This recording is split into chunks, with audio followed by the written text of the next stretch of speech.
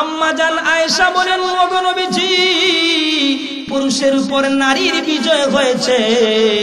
এবার নবীজি বলেন, ও আয়েশা, কিন্তু মনে রাখবা, আবার কিছুদিন পর আবার দুজন ওই রাস্তা দিয়ে যাতায়াত।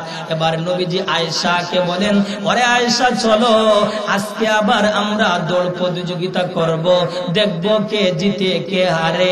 আম্মা জান আয়েশা বলেন, নবী গো, এটা তো গত দিন প্রমাণ হয়েছে কে জিতবে আর কে হারবে। নবীজি বলবেন, আয়েশা না, চলো আজকে আবার আমরা দৌড় দিব। আয়েশা রাদিয়াল্লাহু আনহা সম্মতি প্রকাশ করলেন। ওই সময় আয়েশার বয়সটা ছিল বেশি, নবীজিও সুযোগ দেন নাই। বিদায় নবীজি আম্মা জান আয়েশাকে পেছনে রাইখা মাঠের অপর প্রান্তে চলে যান, গিয়ে বলেন, ও আয়েশা, এটা হলো আমার গত দিনের বদলা। জুরে কন্যা সুবহানাল্লাহ।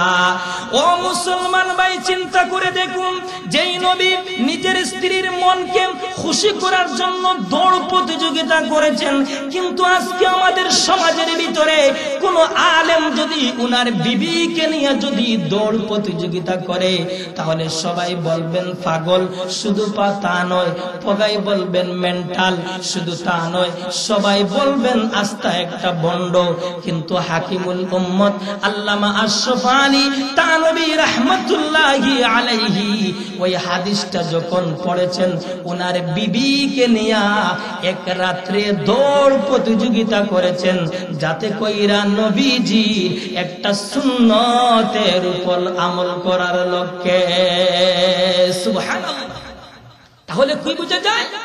ইসলামের ভিতরে হাসিও আছে, ইসলামের ভিতরে কান্নাও আছে, আবার ইসলামের ভিতরে সুখও আছে, ইসলামের ভিতরে কান্নাও আছে, ইসলামের ভিতরে আবার হাসিও আসে। আমল গ্রহণযোগ্য হইতে হলে ঈমান শর্ত। আপনি সারা জীবন আল্লাহর গোলামি করলেন, আল্লাহর ইবাদত বন্দেগী করলেন, জিকির আজকার করলেন, দান খয়রাত করলেন, সদকা খয়রাত করলেন, কিন্তু আপনার ভিতরে ঈমান নেই।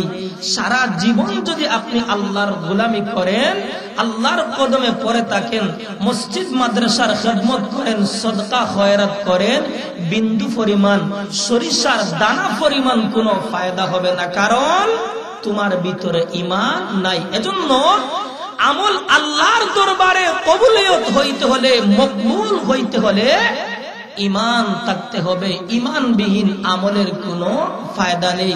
ঈমান আল্লাহর দরবারে গ্রহণযোগ্য হইতে হলে,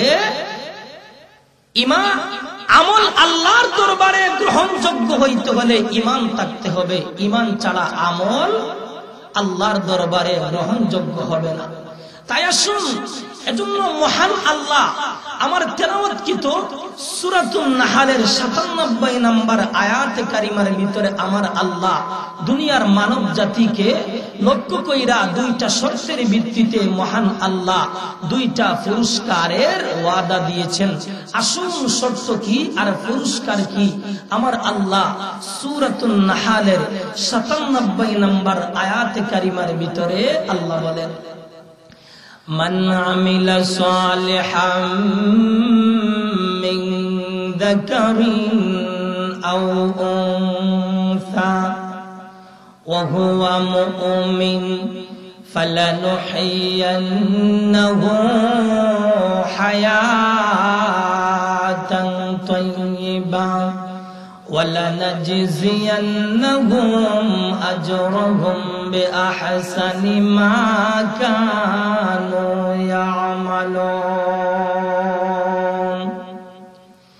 এজন্য মহান আল্লাহ রাব্বুল আলামিন সূরাতুন নাহলের ৯৭ নম্বর আয়াতে কারিমার ভিতরে আমার আল্লাহ দুনিয়ার মানব জাতিকে, দুনিয়ার মানুষদেরকে লক্ষ্য কইরা দুইটা শর্তের ভিত্তিতে দুইটা পুরস্কারের ওয়াদা দিয়েছেন।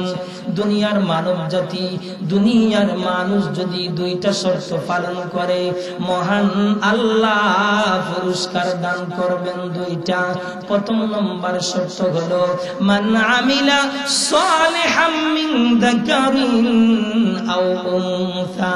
আল্লাহ বলেন, চাই পুরুষ পুরুষ হও চাই নারী হও, যদি নেক আমল করো, খাঁটি আমল যদি করতে পারো, ও মুসলমান ভাই, আপনি আমি যদি খাঁটি আমল করতে পারি, নেক আমল যদি করতে পারি, খাঁটি আমলের দ্বারা, নেক আমলের দ্বারা আল্লাহর প্যারা বান্দা হওয়া যায়। আর আল্লাহর প্যারা বান্দা যদি হতে পারেন, তাহলে আল্লাহর প্যারা বান্দারা কোন সময় ফেরেশতা পর্যন্ত দেখতে পায়। জোরে কন্না সুবহানাল্লাহ। এজন্য মুসলমান ভাই, এজন্য ইমাম মালিক ইবনে দিনার রাহমাতুল্লাহি আলাইহি উনি একদিন রাস্তা দিয়া কোথাও যাচ্ছিলেন, যাওয়ার সময় একটা কবরস্থানের দিকে তাকাইলেন, তাকাইয়া দেখলেন কবরস্থানের ভিতরে দুইজন জান্নাতি পোশাক পরিধান করা লোক বৈশা রয়েছে। এবার মালিক ইবনে দিনার রাহমাতুল্লাহি আলাইহি তাদেরকে জিজ্ঞাসা করলেন, তোমরা কোথায় থেকে এসেছো? ওরা জবাব দিয়েছে, যেখান থেকে আসার কথা সেখান থেকেই কিন্তু আমরা এসেছি। এবার মালিক ইবনে দিনার রাহমাতুল্লাহি আলাইহি তাদেরকে জিজ্ঞাসা করলেন, তোমরা এখানে কি করতেছো? ওরা জবাব দিতেছে, আমরা ওই এলাকার জান্নাতি মানুষদের তালিকা করতেছি। জোরে কন্না সুবহানাল্লাহ। আমরা আল্লাহর ফেরেশতা। এবার মালিক ইবনে দিনার রাহমাতুল্লাহি আলাইহি ফেরেশতাদের কাছে বৈশা বলেন, ও ফেরেশতারা, তাহলে তাকাইয়া দেখো তোমাদের তালিকার ভিতরে মালিক ইবনে দিনার নামে কোন জান্নাতি লোকদের তালিকার ভিতরে নাম আসেনি। এবার ফেরেশতারা তালিকার ভিতরে দেখতেছেন আব্দুল্লাহ, আব্দুল করিম, আব্দুর রহমান, আব্দুল শুকুর, আব্দুল বাসির, কিন্তু মালিক ইবনে দিনার নামে কোন জান্নাতি লোকদের তালিকার ভিতরে নাম নেই। এবার মালিক ইবনে দিনার রাহমাতুল্লাহি আলাইহি ওয়াজ্ঞান হয়ে যান, হায় রে, আমার নামটা জান্নাতি তালিকার ভিতরে নাই, তাহলে আমার নামটা কি জাহান্নামী তালিকায়? ও মুসলমান ভাই, আপনি আমি কি কোনোদিন চিন্তা করছি আমার নামটা জান্নাতি তালিকায় না জাহান্নামী তালিকায়? কোনোদিন চিন্তা করি নাই। আবু বকর চিন্তা করছে, উমর চিন্তা করছে, উসমান চিন্তা করছে, আলী চিন্তা করছে আমার নামটা জান্নাতি তালিকায় না জাহান্নামী তালিকায়, কিন্তু আপনি আমি কোনোদিন চিন্তা করি নাই আমার নামটা জান্নাতি তালিকায় না জাহান্নামী তালিকায়। এবার মালিক ইবনে দিনার রাহমাতুল্লাহি আলাইহি ফেরেশতাদেরকে বলতেছেন, ও ফেরেশতারা,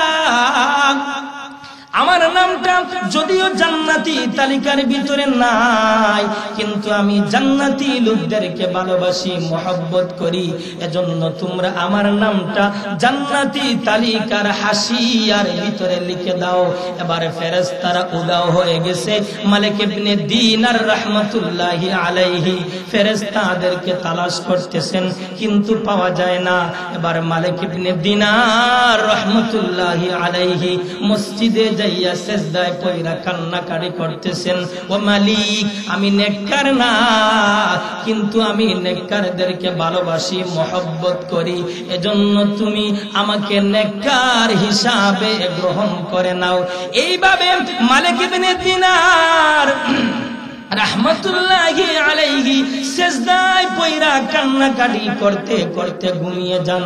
রাতের বেলায় ওই দুই ফেরেশতা আয়েশা বলতেছে, ও মালিক ইবনে দিনার, কেঁদো না, উঠো, খাওয়া দাওয়া করো। তোমার নামটা যদিও আমাদের তালিকার ভিতরে নাই, কিন্তু আসমানে আরেকটা তালিকা আছে, ওই তালিকার ভিতরে মহান আল্লাহ তোমার নামটা জান্নাতি হিসাবে লিখে রাখছে। জোরে কন্না সুবহানাল্লাহ। কারণ তুমি আল্লাহর প্যারাদেরকে ভালোবাসো, মহব্বত করো, এজন্য আল্লাহ তোমাকে প্যারা হিসাবে কবুল করেছেন, গ্রহণ করেছেন। এজন্য বলতেছিলাম, দুইটা শর্তের ভিত্তিতে মহান আল্লাহ দুইটা পুরস্কার দান করবেন। এক নম্বর শর্ত হলো, চাই নারী হও চাই পুরুষ হও, যদি খাঁটি আমল করো। দুই নম্বর শর্ত হলো ওহুয়া মুমিন, যদি ইমানদার হও তাহলে আমি আল্লাহ পুরস্কার দান করব দুইটা। প্রথম নম্বর পুরস্কার হলো ফালানুহিয়ান্নাহু হায়াতান তাইয়্যিবা, আমি আল্লাহ তোমাদেরকে হায়াতে তাইয়্যিবা দান করব। দুই নম্বর পুরস্কার হলো ওয়ালা নাজজিয়ান্নাহুম আজরাহুম বিআহসানি মা কানু ইয়ামালুন, আমি আল্লাহ তোমাদেরকে আমলের চেয়ে উত্তম পুরস্কার দান করব। আমলের চেয়ে উত্তম পুরস্কার মানে হলো মানুষ দুর্বল, তাদের আমলটাও দুর্বল। আল্লাহ বড়, তার পুরস্কার বড়। আল্লাহ মহান, তার পুরস্কারটাও মহান। আল্লাহ বড়, তার পুরস্কার বড়। আল্লাহ মহান, তার পুরস্কার মহান। ওই কথাটি বুঝতে হলে একটা উদাহরণ আপনাদের সামনে তুলে ধরি, তাহলে সংক্ষেপে বুঝে আসবে। আমার ভাই, মুসনাদ আহমদ নামক প্রসিদ্ধ একটা হাদিসের কিতাব আছে। ওই কিতাবের ভিতরে একটা হাদিস বর্ণনা করা হয়েছে মুহাদ্দিসিনে কেরামের পরিভাষায়। যে হাদিসটাকে হাসির হাদিস বলা হয়। কিসের হাদিস? হাসির হাদিস বলা হয়। সাহাবায়ে কেরাম বলেন, আল্লাহর রাসূল যখন হাদিসটা বর্ণনা করেছে, সাহাবায়ে কেরাম বলেন নবীজির 32টা দাঁত বের হয়েছিল। জোরে কন্না সুবহানাল্লাহ। আল্লাহর রাসূল তখন হাসছেন, সাহাবায়ে কেরামও হাসছেন। যারা বলে তারাই হাসে, যারা শুনে তারাই হাসে। এবার অনেকে মনে করতে পারেন, ভাবতে পারেন হাসির আবার হাদিস আছে নাকি? অবশ্যই ইসলামের ভিতরে যেমন ভাবে হাসি আছে, তেমন ভাবে আবার যন্ত্রণা আছে। যেমন ভাবে সুখ আছে, তেমন ভাবে আবার দুঃখ আছে। ইসলামের ভিতরে কান্নাও আছে, ইসলামের ভিতরে আবার হাসিও আছে। এজন্য আমার মুসলমান ভাই, ইসলামের নবী, আমার নবীজি কেমন ভাবে হাসতেন এবং হাসাতেন। আল্লাহর রাসূল সাহাবায়ে কেরামকে সঙ্গে নিয়া খেজুর খাওয়ার জন্য একটা দস্তারখানা বিছাইয়া বসলেন। সাথে ছিলেন নবীজির জামাতা হযরতে আলী রাদিয়াল্লাহু আনহু। আলী এবং নবীজির সম্পর্ক ছিল দুই ধরনের, শ্বশুর জামাই আবার চাচাতো ভাই।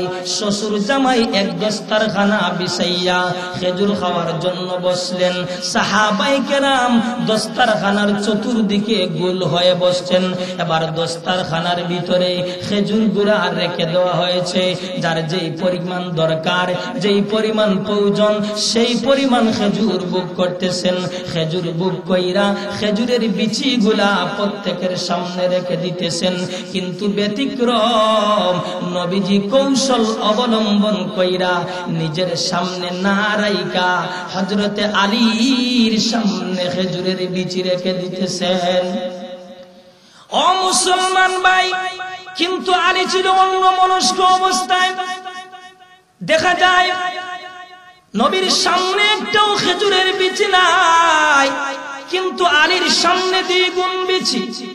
এবার খাবার যখন শেষ, নবীজি সাহাবায়ে কেরামকে লক্ষ্য কইরা বললেন, ও আমার সাহাবীরা, খাবারগুলো কি ভালো হয়েছে? সাহাবায়ে কেরাম বলেন, বলে হ্যাঁ, খাবার ভালো হয়েছে।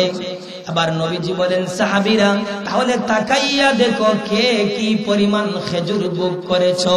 এবার সাহাবায়ে কেরাম সবাই সতর্ক হলেন। নবীজি তো কোনোদিন এমন কথা বলেন নাই, আজকে কেন বললেন কে কি পরিমাণ খেজুর বুক করেছেন?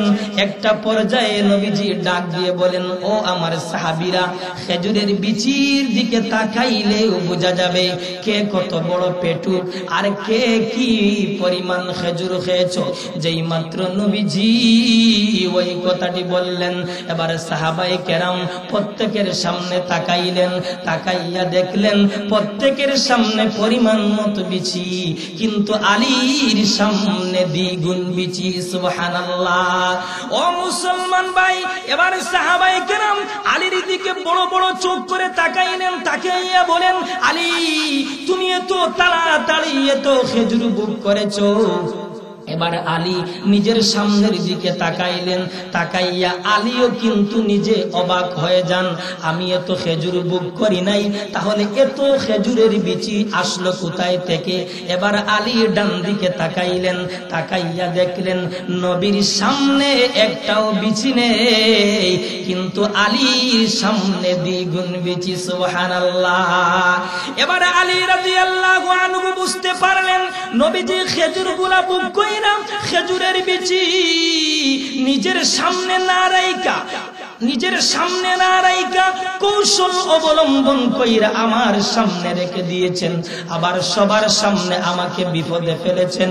এই মুহূর্তে যদি আমি নীরবে বসে থাকি, সহ্য করি, তাহলে সম্পূর্ণ অপরাধ আমার ঘাড়ে চলে আসবে, তাই আমি নীরবে সহ্য করতে পারবো না। আলী এবার সম্মানের সাথে বলেন, নবী গো, আপনি ঠিক বলেছেন, যার সামনে খেজুরের বিচি বেশি বোঝা যাবে সে বড় পেটুক, সে বেশি খেজুর বুক করেছে। কিন্তু নবীজি এটাও দেখার দরকার কার সামনে একেবারে খেজুরের বিচি নেই।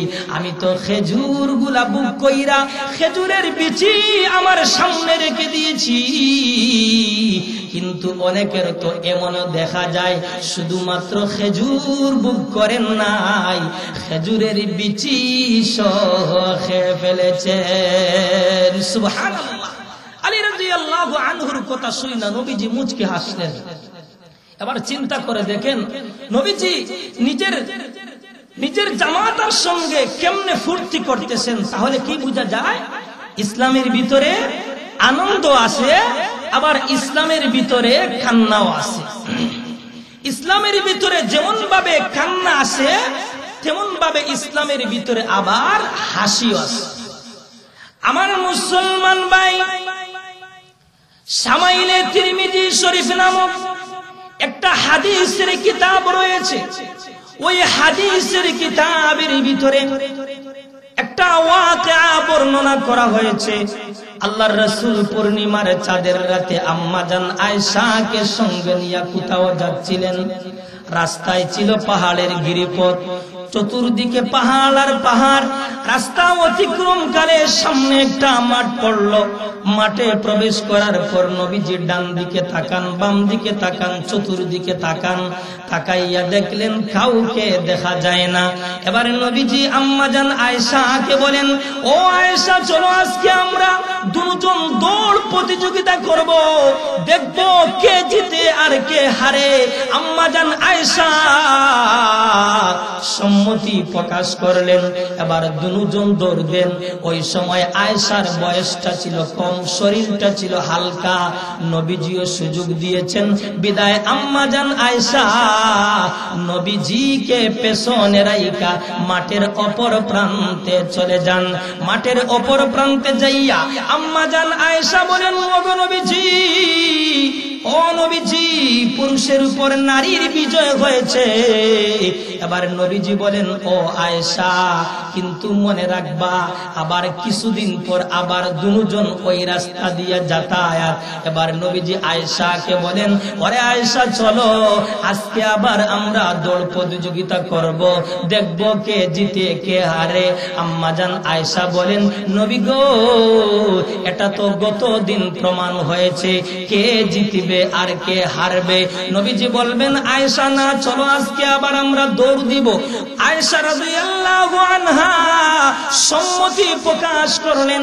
ওই সময় আয়েশার বয়সটা ছিল বেশি, নবীজিও সুযোগ দেন নাই। বিদায় নবীজি আম্মাজান আয়েশাকে পেছনে রাইখা মাঠের অপর প্রান্তে চলে যান। গিয়ে বলেন, ও আয়েশা, এটা হলো আমার গত দিনের বদলা। জুরে কন্যা সুবহানাল্লাহ। ও মুসলমান ভাই, চিন্তা করে দেখুন, যেই নবী নিজের স্ত্রীর মনকে খুশি করার জন্য দৌড় প্রতিযোগিতা করেছেন, কিন্তু আজকে আমাদের সমাজের ভিতরে কোন আলেম যদি উনার বিবিকে নিয়ে যদি দৌড় প্রতিযোগিতা করে, তাহলে সবাই বলবেন পাগল। শুধু তা নয়, সবাই বলবেন মেন্টাল। শুধু তা নয়, সবাই বলবেন আস্থা একটা বন্ড। কিন্তু হাকিমুল উম্মত আল্লামা আশরাফ আলী থানভী রাহমাতুল্লাহ রহমাতুল্লাহি আলাইহি ওই হাদিসটা যখন পড়েছেন ওনার বিবিকে নিয়ে এক রাত্রে দৌড় প্রতিযোগিতা করেছেন যাতে কইরা নবীজি একটা সুন্নতের উপর আমল করার লক্ষ্যে। সুবহানাল্লাহ। তাহলে কি বোঝা যায়? ইসলামের ভিতরে হাসিও আছে, ইসলামের ভিতরে কান্নাও আছে, আবার ইসলামের ভিতরে সুখও আছে, ইসলামের ভিতরে কান্নাও আছে, ইসলামের ভিতরে আবার হাসিও আসে। এবার আসুন আপনাদেরকে হাসির হাদিসটা শোনাই। আল্লাহ রাসূল সাল্লাল্লাহু আলাইহি ওয়াসাল্লাম সর্বশেষে যেই লোকটাকে মহান আল্লাহ জাহান্নাম থেকে মুক্তি দান করবেন তার কোনো আমল নাই, এজন্য মহান আল্লাহ তাকে সর্বশেষ যেই লোকটাকে জাহান্নাম থেকে মুক্তি দান করবেন তার কোনো আমল নাই, বিদায় সে লক্ষ লক্ষ বৎসর ধইরা জাহান্নামের আগুনের ভিতরে জ্বলতেছে, কিন্তু তার ঈমানটা ছিল নিবু নিবু অবস্থায়। এজন্য মহান আল্লাহ তার ঈমানের বদৌলতে মহান আল্লাহ তাকে মুক্তি দেওয়ার জন্য, মাফ করার জন্য আল্লাহ সিদ্ধান্ত গ্রহণ করলেন। এবার আল্লাহ তাকে কিভাবে জাহান্নাম থেকে মুক্তি দান করবেন, তার মুক্তির একটা পরিবেশ আল্লাহ সৃষ্টি করবেন। পরিবেশটা কি? পরিবেশটা হলো তার মনে একটা, অন্তরের ভিতরে একটা আবেগ সৃষ্টি করে দেওয়া হবে, আর সে চিৎকার কইরা তখন বলতে থাকবে, প্রভু আমি তো গুনাহগার, আমি তো পাপী, দুনিয়ার জীবনে আলিমুল আমাদের কথা মানি নাই, আলিমুল আমাদের কথা শুনি নাই, এজন্য আমি অনন্তকাল জাহান্নামের ভিতরে জ্বলতেছি। ও মালিক, তুমি যে আমাকে জাহান্নামের আগুনের ভিতরে জ্বালাইতেছো, এর জন্য আমি কারো দায়ী করি নাই, এর জন্য একমাত্র আমি দায়ী। কিন্তু মালিক, দুনিয়ার জীবনে তাও শুনেছি, আলিমুল আমাদের জবান থেকে শুনেছি, তুমি বড় রহমান, তুমি বড় রহিম, তুমি বড় দয়ালু, তুমি বড় মেহেরবান, কিন্তু আমি জাহান্নামের নিচে লক্ষ লক্ষ বৎসর ধইরা জাহান্নামের নিচে পড়ে আসি, তোমার কোনো দয়ার খবর পেলাম না, তোমার কোনো মায়ার খবর পেলাম না। ও মালিক, সামান্য যদি আমার প্রতি দয়া করতেন, সামান্য যদি আমার প্রতি মায়া করতেন, তুমি আমাকে জাহান্নামের নিচ থেকে উঠাইয়া জাহান্নামের দরজার সামনে কি রাখতে পারো না? ও মালিক, তুমি যদি আমাকে জাহান্নামের নিচ থেকে উঠাইয়া জাহান্নামের দরজার সামনে রাইখা দাও, তাহলে তোমার কি কোনো সমস্যা হবে? আল্লাহ বলবেন, বান্দারে আমার কোনো সমস্যা হবে না, কিন্তু তোরে যদি আমি জাহান্নামের নিচ থেকে উঠাইয়া জাহান্নামের দরজার সামনে রাইখা দেই, তাহলে তুই তো বের হয়ে যেতে বলবে না। এবার বান্দা বলবে, ও মালিক, না আমি বের হয়ে যাব না। আল্লাহ বলবেন, তাহলে যা, জাহান্নামের নিচ থেকে উইঠা জাহান্নামের দরজার সামনে বইসা থাক। এবার বান্দা জাহান্নামের নিচ থেকে উইঠা বান্দা জাহান্নামের দরজার সামনে বইসা থাকবে। কিছুক্ষণ পর আবার চিৎকার কইরা বলতে থাকবে, মালিক, দয়া যখন করেছেন, মায়া যখন করেছেন, জাহান্নামের নিচ থেকে উঠাইয়া জাহান্নামের দরজার সামনে রেখে দিয়েছেন। ও মালিক, যেখানে বসে আছি এটাও জাহান্নামের দরজার সামন, বাহিরটাও কিন্তু জাহান্নামের দরজার সামন। দয়া যখন করেছেন, ভিতরে না রাইকা বাহিরে কি রাখতে পারেন না? আল্লাহ বলবেন, বান্দা সাবধান, এরপর কিন্তু আর কিছুই বলতে পারবে না, যা তুই জাহান্নামের দরজার বাহিরে বইসা থাক। এবার বান্দা জাহান্নামের বাহিরে বইসা থাকবে। কিছুক্ষণ পর আবার চিৎকার কইরা বলতে থাকবে, ও মালিক, দয়া কইরা জাহান্নামের নিচ থেকে উঠাইয়া জাহান্নামের দরজার বাহিরে সামনে রেখে দিয়েছেন। ও মালিক, যেখানে বসে আছে এটা জাহান্নামের দরজার সামন, ওই যে জান্নাতটা দেখা যাচ্ছে সেটাও জাহান্নামের সামন। মায়া যখন করেছেন, দয়া যখন করেছেন, আপনি আমাকে জাহান্নামের দরজার সামনে না রাইখা আপনি কি জান্নাতের দরজার সামনে আপনি কি আমাকে রাখতে পারেন না? এবার আল্লাহ বলবেন, বান্দারে তুই কতবার আমার সাথে ওয়াদা করতেছস, আর কতবার তুই লঙ্ঘন করতেছস। এবার বান্দা বলবে, ও মালিক, এটা আমার সর্বশেষ ওয়াদা, আর আমি ওয়াদা লঙ্ঘন করব না। আল্লাহ বলবেন, তাহলে যা, তুই জান্নাতের দরজার সামনে বইসা থাক। এবার বান্দা জান্নাতের দরজার সামনে এতিমের মতো বইসা থাকবে। কিছুক্ষণ পর জান্নাতের বাতাসের ধাক্কায় একটা ফলকের জন্য জান্নাতের দরওয়াজাটা একটু ফাঁক হবে। ফাঁক হওয়ার পর বান্দা জান্নাতের নাজ নিয়ামত দেখবে, মনোরম দৃশ্য দেখা বান্দা চিৎকার কইরা বলতে থাকবে, ও মালিক, শুধুমাত্র একটা ফলকের জন্য জান্নাতের ভিতরটা দেখেছি, বেশ কত যে সুন্দর পরিবেশ। ও মালিক, আমি যে জান্নাতের ভিতরে যাব, জান্নাতের ভিতরে যাওয়ার আমার কোনো আমল নেই, আমার কোনো যোগ্যতা নেই। ও মালিক, আমি জান্নাতে যেতেও চাই না, শুধুমাত্র আমাকে একটা ফলকের জন্য শুধুমাত্র জান্নাতের ভিতরে ঢোকার অনুমতি দেন, শুধু যাব আর তাড়াতাড়ি চলে আসব। আল্লাহ বলবেন, যাবে আর তাড়াতাড়ি চলে আসবে? বলে, হ্যাঁ। আল্লাহ অনুমতি দেবেন, তাহলে যা। এবার আল্লাহ যখন অনুমতি দান করবেন, এবার বান্দা এক দৌড় দিয়া এমন একটা দৌড় দিবে, কয়েক হাজার রাস্তা অতিক্রম কইরা বান্দা জান্নাতের ভিতরে একটা জায়গায় অবস্থান করবে। বান্দা যখন জান্নাতের ভিতরে অবস্থান করবে, আল্লাহ ডাক দিয়ে বলবেন, বান্দা তুই তাড়াতাড়ি বের হয়ে আস, তুই না বললে যাবে আর তাড়াতাড়ি চলে আসবে। এবার বান্দা বলে, ও মালিক, তুমিও বুঝি ওয়াদা লঙ্ঘন করো। এবার আল্লাহ বলবেন, বান্দা আমি আবার কেমনে ওয়াদা লঙ্ঘন করলাম?